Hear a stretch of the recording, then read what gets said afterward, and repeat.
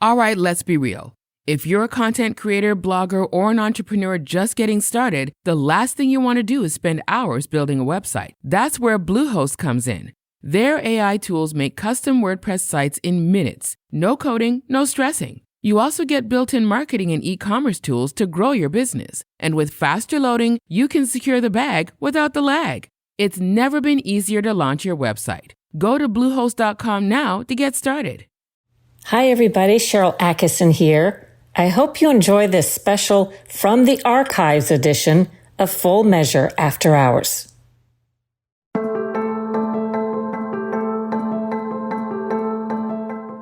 Hi, everybody. Sharyl Attkisson here. Welcome to another edition of Full Measure After Hours. Today we discuss America's military recruiting crisis, missing recruiting goals for the first time since we converted to an all-volunteer force 50 years ago.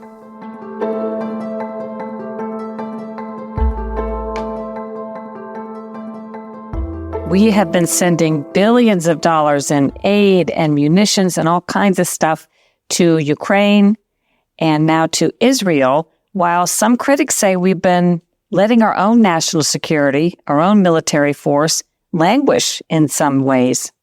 You know that I talk about and write about information manipulation quite a bit. This is sort of an aside, but if you do a Google search for aid to Ukraine, you will come up with all kinds of results and news articles that all tell you how great it is and how necessary it is for the United States to send as much aid as Ukraine supposedly needs for, quote, as long as it takes. You will not find the criticism, and there's plenty of it, at least it's not showing up in my search results. One of the criticisms is that we're sending things to Ukraine that other countries have paid for and were in line to receive from us. So Ukraine has gotten bumped to the top of the list at the expense of some of our allies. Additionally, critics say some of the support that we are sending to Ukraine is leaving us depleted. For example, the U.S. ammunition stockpiles were said to be uncomfortably low, according to a defense official some months ago, when it came to one type of combat rounds, and analysts say that's the circumstance with other things as well. But today we're going to talk about the state of the U.S. military when it comes to recruiting. We're putting all this focus on helping other countries, and many people would agree that we should do that, and yet is enough attention being paid to the things that are making us less strong? So 50 years ago, July 1st, 1973, the Army instituted the all-volunteer force. That ended the draft, which had gone on for 23 years. It's also called conscription or forced service. I'm going to quote from the U.S. Army website, army.mil, a little bit of history about conscription. It says, in the years since the U.S. Army was formed on June 14th, 1775, the nation has used conscription only sparingly, and that it has been pretty unpopular throughout America's history, even during the fight for America's independence and the Revolutionary War. The longest uninterrupted period of conscription in the nation's history began June 1950 as we entered the Korean War. The draft then became so ingrained in the culture that, according to this article I'm looking at, the House of Representatives voted to extend the authority as late as 1963 in a vote of 387 to 3.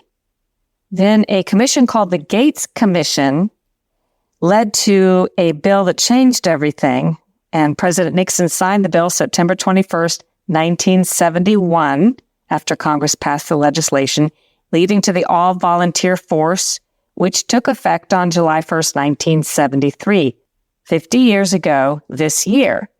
And part of that was a move to increase the pay and other compensation to try to attract enough people. So the annual pay and housing compensation translated to current dollars of an E1, which I think is an entry-level guy or girl, jumped 80% as a result of this legislation. It increased to $4,406 in 1973. That was annual pay and housing compensation, not counting any bonuses. And that was a big increase compared to what was at the time the overall men's mean income in the United States. 50 years later, as we'll be discussing, the military is having trouble attracting qualified recruits. It's hard to know if they're really able to get at the heart of what the problems really are. It is said that after 20 years of conflicts around the world, that polling shows today's youth have a disproportionate perception of their likelihood of being injured, killed, or suffering from post-traumatic stress disorder if they join the military. This article that I'm reading from goes on to say that a large percentage of women believe they will be sexually harassed or assaulted if they join the military.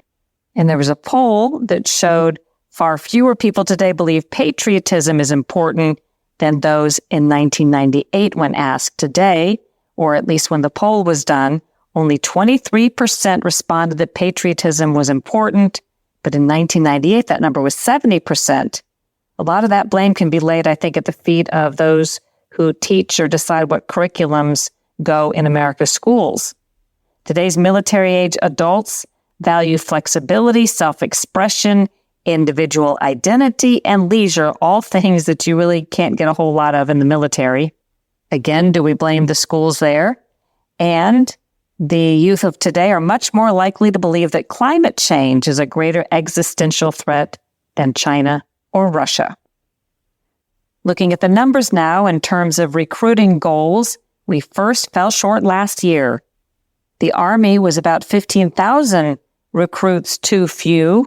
They missed about 25% of their goal of 60,000.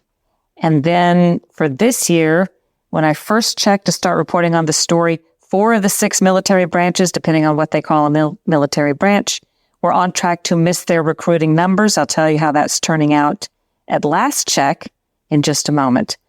What are the reasons young people are giving officially in answering an Army survey? Well, they say they don't want to leave their family and friends. That's the top reason why young people say they might avoid a military career. Also high on the list, continued worries about post-traumatic stress disorder, and most of all, fear of death. Recruiting tactics have shifted and changed as the military's tried to figure all of this out. You may have seen this really entertaining Naptown Funk spoof of the hit song Uptown Funk by Bruno Mars. You can find that online if you search Naptown Funk. You'll see the YouTube video of this. It's midshipmen at the U.S. Naval Academy in Annapolis, Maryland, in this very clever recruiting video that tells young men and women how great a career in the Navy is. Then there were things like the movie Top Gun and the sequel Maverick in 2022. Those definitely inspire would-be Navy and Air Force recruits with sort of this macho man excitement. But you may know about the controversy. The military is using a new approach, the Navy turning to an active duty drag queen, which is a male impersonator of an exaggerated version of a woman, using a drag queen to serve as a digital recruiting ambassador. About 10% of people surveyed say that they don't trust military leadership based on the way recent missions have been handled. And you can't help but think of the U.S. withdrawal from Afghanistan, which was so botched in summer of 2021. 13 U.S. troops and 170 Afghan civilians were murdered in that ill-thought-out withdrawal. There was also a messed up U.S. drone strike as part of that killed 10 innocent Afghans, including 7 children. And in the process, there were hundreds of Americans stranded. The country, after all of the money and time we spent there and the lives lost, Afghanistan was handed back over to the Islamic extremist Taliban, the same group that we have been fighting for 2 decades. And there's another factor that may influence kids and their parents who might encourage them not to join the military. If you see these images online or on television showing injured vets who, by implication, have been abandoned by our government getting help or asking for help from citizen donors, these are vets with no limbs or with mental health problems, basically pleading for assistance, showing us that they are not being taken care of after their service. That's got to put some people off. And then we could talk about vaccine mandates. The COVID vaccine was forced on healthy men and women who didn't want it. At least 8,000 enlisted service members were booted for not getting the vaccine. Tens of thousands, perhaps hundreds of thousands had applied for waivers to try not to get the vaccine, but they were forced to get it, even though, as we now know, the vaccine doesn't prevent transmission or infection and doesn't typically make otherwise healthy young people sick, but they were forced to get this experimental vaccine. To some, that certainly was not a good look in terms of attracting people to the military. What to do is the big question. And we're going to talk about all of this with Department of Defense Press Secretary, Brigadier General Pat Ryder.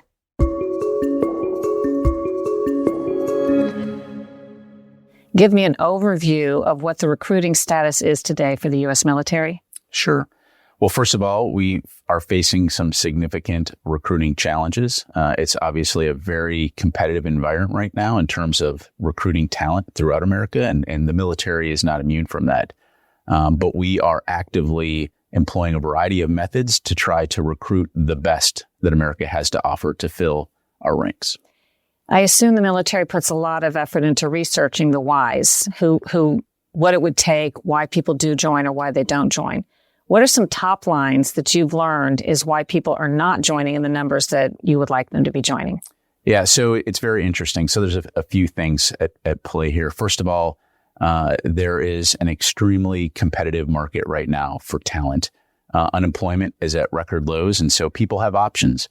And so the military may not be their first choice. Another thing that we find is that there may be fear for personal safety or fear from being away from friends and family. And so the pandemic didn't help for about 2 years. Our recruiters were not able to go into high schools and to connect with communities, to connect with potential recruits. And so one of the things that we're looking at is how can we reach those individuals and help build their knowledge about what the military offers. And in other words, reduce that knowledge gap, but then also reduce the potential stereotypes about what military service actually means. When I was here before, you all had launched some ads that I think are, to me, they're effective. I don't know how effective they are at actually moving bodies into the military, but the TV ads where the children are talking to a parent about something they'd like to do, and they kind of fade from one scene into talking to the parent. The parent kind of understands. What are some specific things that you all are doing like that? I haven't seen as many of those ads. I think I've seen them lately, but not as many. What are the things you're doing very specifically to reach out? Yeah, so there's a variety of things, both at the Department of Defense level and in each of the services is actively not only doing the research that you mentioned, but also employing active campaigns, whether it's advertising, whether it's getting out into schools, whether it's connecting with communities, and importantly, talking to influencers like you highlight. So, for example, the Army just rolled out a new updated Be All You Can Be campaign to really talk to potential recruits, to young Americans, and to their families and to influencers about the fact that the Army can afford opportunities for you to achieve your full potential. The Air Force similarly has updated its campaign to highlight the opportunities that exist, and all of the services are really doing that. So it's a full court press across a variety of means and methods to really reintroduce America to its military. If we are far short in some areas of recruiting goals, what does that mean in terms of our safety and military readiness? Should people be worried? Yeah. So first of all, what's interesting is that while we do have some recruiting challenges, our retention right now in the U.S. military is at an all-time high, which demonstrates that once people join us, they want to stay with us. So that's good news. And so in terms of our ability to protect the nation, we are very confident that we will continue to be able to do what we need to do to defend our nation, to protect our interests, and to be ready to go to war if we're called to do that. It doesn't diminish the importance of recruiting. And so again, we're taking a full court press to try to identify a variety of ways that we can reach out, communicate what a military career can offer, the benefits that come with that, the intangibles of what military service means to those who join. For example, once you become a U.S. military member and you serve honorably, you are a veteran for life. And so, again, taking a variety of means, it won't happen overnight, but we're confident that we'll see that trend reverse. Do you feel as though we have enough people in the right specialties to appropriately handle our national defense right now? We do. I mean, I think it's important, again, to understand that the military is going to continue to need to meet recruiting goals every year. So this isn't an issue right now in terms of our readiness. We have the most combat credible, experienced military that the world has ever seen right now. And so we're confident that we can meet our national security needs. But we also can't rest on our laurels. We need to continue to lean forward and try to reach out to Americans, potential recruits, and explain to them all of the opportunities that exist and why they should consider a military career. They took my phones, but if my numbers are in my head correctly, the numbers you all had, it looks like some of the branches are meeting their goals. It looks like the Marines are. It looks like the reserves and the Guard might be meeting their goals or exceeding them. The Space Force, which is very small. Have you been able to figure out why they can reach recruiting goals in some and why they're not in other branches? Well, it really depends on what people want to do in the military. And so obviously the different services provide different opportunities. So each of the services, again, is working very hard to identify how best to reach out to potential recruits and highlight the benefits of military service, whether it's education and training, whether it's pay benefits, whether it's the intangibles that we've talked about in terms of being part of something that's bigger than oneself. And so, again, each of the services is going to continue to look at how they can best do that. And so the Army in particular, again, they have endeavored on a very aggressive campaign to reach out and show Americans why being a member of the Army is going to help you achieve your full potential and be all you can be. What does that campaign involve? So a variety of things. Again, as I mentioned, reaching out to communities, reaching out to high schools. One of the things that the Army's done that's very unique that other services are looking at is providing essentially a future soldier preparation program.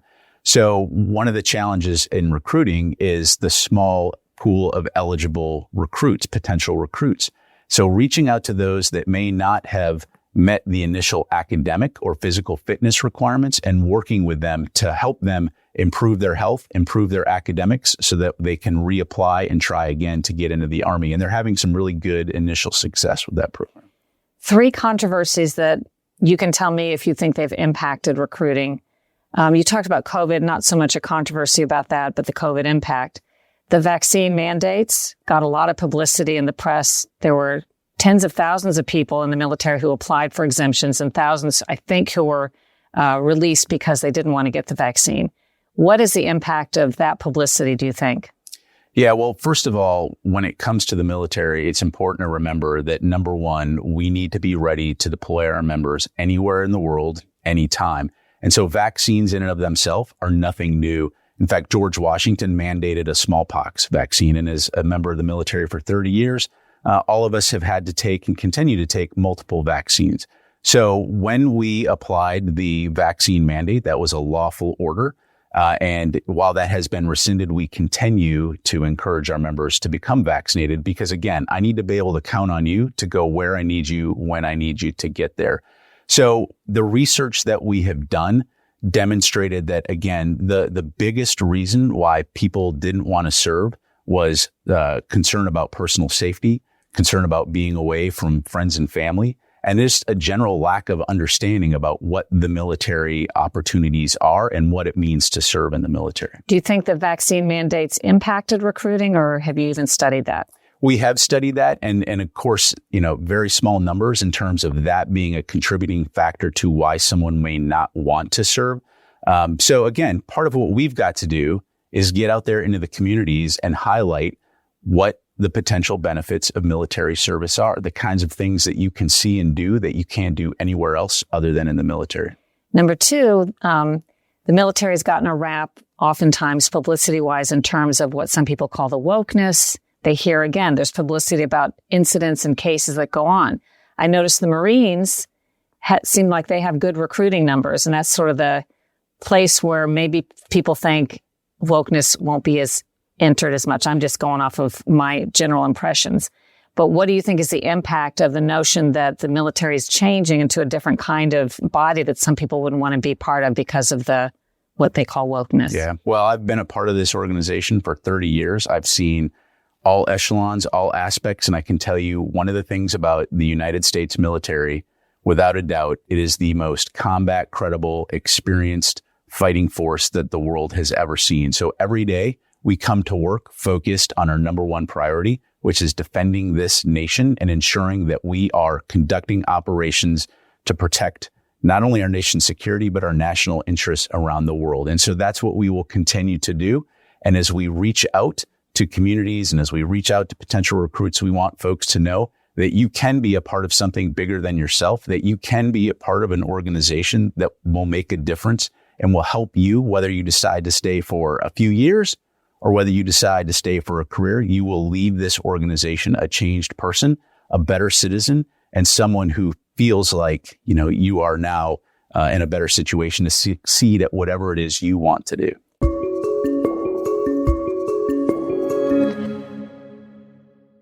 Hey, Prime members, have you heard? You can listen to your favorite podcasts ad-free? Good news! With Amazon Music, you have access to the largest catalog of ad-free top podcasts included with your Prime membership. To start listening, download the Amazon Music app for free or go to amazon.com/ad-free podcast. That's amazon.com/ad-free podcast to catch up on the latest episodes without the ads.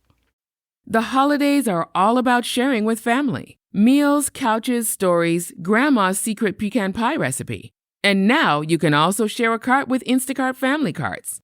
Everyone can add what they want to one group cart from wherever they are. So you don't have to go from room to room to find out who wants cranberry sauce, or whether you should get mini marshmallows for the yams, or collecting votes for sugar cookies versus shortbread. Just share a cart, and then share the meals and the moments. Download the Instacart app and get delivery in as fast as 30 minutes. Plus, enjoy free delivery on your first 3 orders. Service fees and terms apply.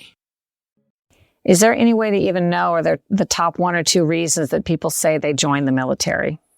I think, the research shows there's a variety of reasons. So, for example, for me, I went to an air show when I was 10 years old, and I saw the airplanes and I saw the blue uniforms, and I was just blown away by the professionalism even at that age, and I wanted to be a part of that.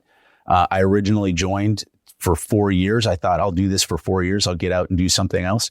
And just every single opportunity that was given to me, it just one better thing after the other. And I think a lot of people have that same experience. So some people will join because you can get college money, education, training, skills. Some people join because they want to travel and see the world. But the one thing we all have in common is that we become a part of this team that's bigger than ourselves. And once you're a member of the U.S. military, you will be a U.S. veteran. And you can say that with pride for all of your days. I think you've touched on this because you've repeated a few times, but if you were giving somebody the big pitch, but in a very general sense about why they might want to join the military, and I know it may depend on the person and what their needs are, but what is a good overview of what you think is a really good top line? Well, I think that it's an organization where you can have a sense of purpose, and it's going to set you up for success. Again, whether you want to stay for a couple of years or whether you want to stay for a career. The point is, it's a great place to start, and it's a great way of life. And you will see and do things and experience things that you never thought possible. And at the end of the day, you can look yourself in the mirror and feel like, you know what, I'm doing something that's not only making myself feel better, but I'm doing something that I feel like is contributing to a greater good and to something important in defense of our nation. And then I know this is a complicated formula, what people get paid and so many factors. But what can somebody realistically make if they have a career in the military? If someone's going, how much do they even earn beyond the benefits? Yeah. What are the benefits after they leave? Sure. I mean, the good news is, the military is completely transparent. You can go online and you can see what the military pay tables are there in terms of time of service, grade, rank, as well as the benefits that we provide if you join the military. And then depending on how long you serve, those benefits will change, right? So in the military, there's the opportunity to earn pay and benefits towards retirement. But again, as a veteran, you will also have access to veterans benefits, through the VA and other mechanisms. So all of that information is available online. I would encourage people who are interested, at a minimum, go talk to a recruiter, talk to somebody to find out the facts about what it means to serve in the military and how it can benefit you for the rest of your life. Do any guys who are not as high up as you, guys and girls, is it realistic to say 15, 20 years in a career that they can earn $80,000, $100,000 salaries? Yeah, I mean, a lot of it depends on the particular, career field you're in when it comes to bonuses. But again, it's a great graduated pay scale. And again, all that information is available online. But yes, I mean, it's very competitive pay considering the types of skills and capabilities that we bring to the fight. And then what is the takeaway you think people should have about America's military recruiting process right now and the status, if we're looking at the overview? Yeah, so we're very confident that we will be able to turn the trend around when it comes to the challenges that we face with recruiting right now. Again, it is a very competitive job market. The pandemic didn't help in terms of our ability to communicate and reach out and educate and inform people about what a military career or military service offers. So if there's one thing that we're good at in the U.S. military, it's solving problems. And we're confident that we're doing the right things, that the military services are doing the right things to do that, to get the word out and encourage people to be a part of this. So importantly, job number one, again, is defending this nation and ensuring that we're ready to go to war if we need to go to war. We are at the end of the day a warfighting organization, and we are not going to lower our standards when it comes to our warfighting mission. But as we look at potential recruits, it's important for us to look at with the end in mind, which is a warfighting and combat credible, capable organization. What are potential barriers to service that could prevent eligible candidates from joining us? And so the services are looking at those kinds of things, whether it's what is the minimum age to join? Are there waivers available, for example, for single parents who want to join? Tattoo policies, looking at that. Does having a tattoo somehow make you less combat effective? So looking at those kind of potential barriers to entry to ensure that we can reach the largest potential recruiting population and get the best and brightest of America into our military ranks. Because at the end of the day, what we want are people who are going to show up, who are capable, effective, trained, and ready to defend this nation. So specifically, the policy change, do you allow some tattoos or does it depend on the service? It depends. Each of the services have their own policies. So as we look at potential recruits for the military, each of the services is looking at its accession policies with the understanding that we're never going to lower our standard when it comes to combat effectiveness and being a warfighter or warfighting organization. And so looking at potential barriers to entry. So for example, what are the minimum age to serve? Are we looking at waivers, for example, for single parents joining the military? When it comes to things like waivers for tattoos, there was a time in the military when you couldn't have a tattoo on your forearm. But the question is, how does that affect your ability to fight? How does that affect your ability to defend this nation? And so asking those kinds of questions to say, are we doing ourselves a disservice by unintentionally limiting qualified, capable people who could be a part of this organization and contribute to our national defense? Same with, like with tattoos, is the marijuana policy different past marijuana use? Are people allowed, if they've had past marijuana use, to get in the military now? So marijuana still federally is illegal. And so as people apply for the military, there are waivers, for example, in terms of if you've used marijuana in the past.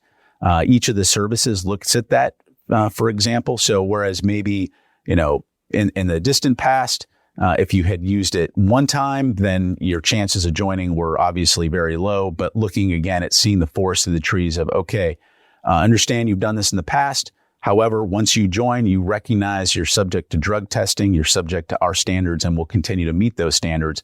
But again, recognizing the fact that particularly as certain states make it legal, again, we want to reach out to get the most highly qualified, diverse set of service members we can to ensure that we can defend our nation. We're going to go ahead and take a look at those policies and making sure that, again, we're being smart about this. Why didn't the no high school degree work? Again, you'd have to talk to the Army on that specific aspect. Okay. Anything else? You're looking at anything else that maybe should be allowed or looked at differently specifically that you guys are examining? Well, I think that this is going to continue to be an ongoing iterative process. Things that, again, looking at potential barriers to service in terms of seeing the forest through the trees here. The United States military has a responsibility to defend this nation and fight our nation's wars. And so we want to be able to capitalize on the best talent that America has to offer. And we're going to look in every corner of this country and draw from the most eligible pool of candidates. And so what we don't want to do is inadvertently shoot ourselves in the foot, so to speak, by not looking at all potential options to ensure that, again, we can continue to do our mission. Anything else you'd like to add? I just want to say again that as someone who has served 30 years in the United States military, it is an absolutely great way of life. Like anything, it can be challenging. There are good days, there are bad days, but through it all, the kinds of experiences that you will have, the things that you will see, the opportunities of missions that you'll get to be a part of, it's like no other experience you can have. And so we strongly encourage people who may be interested in joining to reach out to a recruiter, talk to someone who's in the military, get the facts, and hopefully someday we'll see you serving alongside us. That was Brigadier General Pat Ryder. And at last check, which right before I recorded this, I took a look, the Army, Navy, and Air Force were about 24,000 below their recruiting goals for the year, with the Marines and Space Force on track or slightly ahead of theirs. If you'd like to see the full story that I put together on our military recruiting crisis, you can go to fullmeasure.news and look for or search for the story called Military Recruiting. That's at fullmeasure.news. The story will have aired on Sunday, October 29th. I hope you enjoyed today's podcast and that if you did, you'll leave a great review, subscribe to it, and share it with your friends. If you like this type of discussion and subject matter, you'll want to check out my other podcast, the Sharyl Attkisson Podcast. And now you can support independent journalism causes by visiting SharylAttkisson.com and clicking on the Store tab for some thought-provoking and fun products designed exclusively for independent and free thinkers, with all the proceeds benefiting independent reporting causes. There are products with slogans such as, "At this point, conspiracy theories might as well be called spoiler alerts," and "Do your own research, make up your own mind, think for yourself."